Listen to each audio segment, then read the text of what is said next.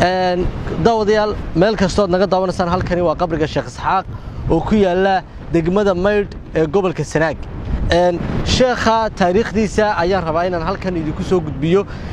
waxa halkan ku aasan sidoo kale Sheekh Isxaaq iyo qaar kamid ah awlaad u dhalay qofka haya furaha sheekha qabrigiisa bal taariikhda sheekha qabriga inta qofka kula aasan bal looga waran halkan Sheekh Isxaaq waxa weeye meesha Maydh la baxday Sheekh Isxaaq waa ku aasan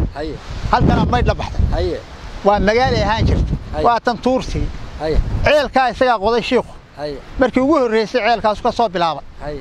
dabeetana biya ka soo booday xareeda ceel halka ku yaala ceel daahir baa la yiraahdaa waayahay Soomaad garan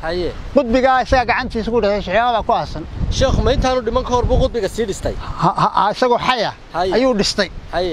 laba nin oo shariif ah la dhisay laba nin oo shariif ayaa la dhisay 700 sano ayuu dhisnaa waxaanu waxa weeye markaa yaani awlaadiisi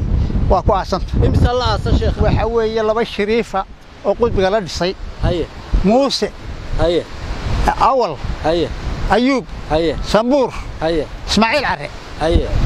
أنت صلاص أنت صلاص أنت كلو واحد قاعد دالو أيارب كواسين كان حسوا كارين يا مركا وحوي لبدي إسلامات مقعد يحبوش بالكم كوش مقعد يحبوش يكون كوش شيخ مقعد واحد كواسين طيبور كرامي هوستيت وطا هل كتاجد حبالينه كم غير وانقرت حبوشنا دلهم بكواسنت ماشي دلهم لا يا بكواسنت واي Soomaad garan marka waxa weeye anagu marka halkan waxaan xabaalaha u ducaynaa xabaalaha ayaan u ducaynaa waanu ilaalinaa waa taariikhdii Isxaaq ayaan ilaalinaynaa waan u ducaynaa imsa sanad ilaalinaysi ila 30 sano ayaad ilaalinaysi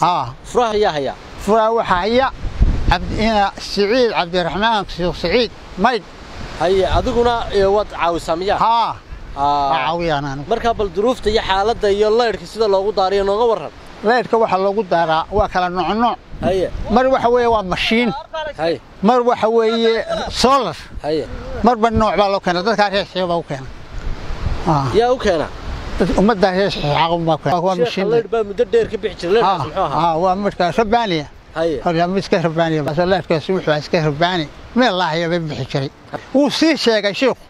وحين نلقى يبغى دون أولاد كذا